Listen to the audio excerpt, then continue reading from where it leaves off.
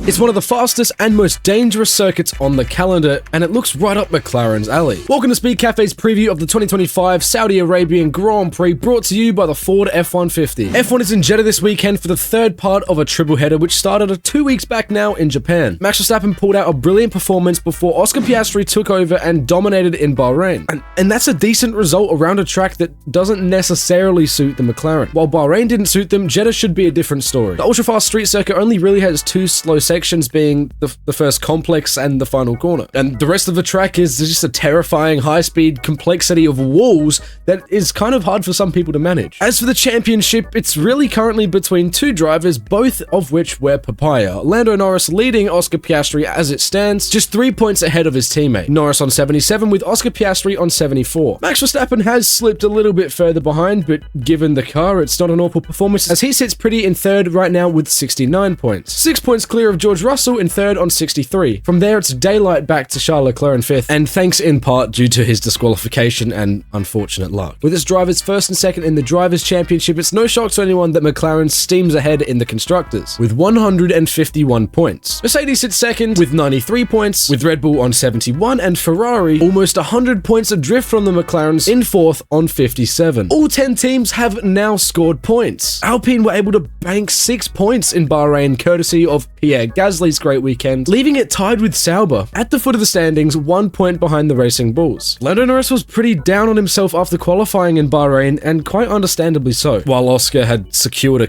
nice pole position, he was stuck in 6th place. Lando Norris had established himself as potentially the #1 driver considered by most in the McLaren, but that's not a position that has automatically transferred over to this season, and as it stands, who knows? There's little doubt that the McLaren is the best car on the grid, and it's almost certain that either Norris or Piastri will be world champion this year. That's ramped up everyone in the team, because last year it wasn't ready to win a world championship. Both Norris and the squad made mistakes, but this year it's ironed a lot of those out, and it is a genuine powerhouse operation. But with two top-line drivers in the team, it's almost inevitable that sparks will fly at some point as they begin to battle each other for the championship. Managing that will be a full-time job for team boss Andrea Stella and Zach Brown, because the key stages early on in the championship fight are absolutely pivotal come the end of the season. You have to drive home that advantage and score points early on.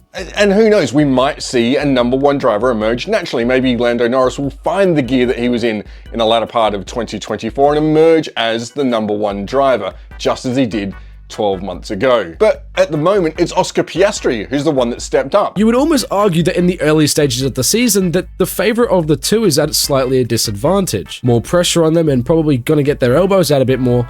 They could get themselves caught up. And off the back of last year, that may be what we're seeing now with Oscar Piastri. I think it's safe to say there's probably a little bit more pressure on Norris coming into this season. As for Oscar, no Australian has led the World Championship since Mark Webber in 2010, and a good result from Piastri in Saudi Arabia this weekend would see him lead the championship. So though, who will be McLaren's biggest challenger? The usual suspects are expected to be, of course, Ferrari, Mercedes, and Red Bull. Verstappen is, of course, though, the only non-McLaren race winner this season, and has proven to be incredibly competitive in Saudi Arabia before. And as we saw in Japan, a circuit that, in Sector 1 is quite similar to parts of the street circuit in Saudi Arabia, maybe he's going to find some strength in the twitchiness of that car. It's safe to say that in Suzuka, he didn't put a single foot wrong and absolutely capitalized on his incredible pole position. Encouragingly for Red Bull, Yuki Tsunoda was 9th in the first double scoring points event for Red Bull since Las Vegas last year. That is wild. But the RB21 remains an absolute handful. And around a circuit like Jeddah, that might lead them to a more conservative approach. But as we know, Max, on the other hand,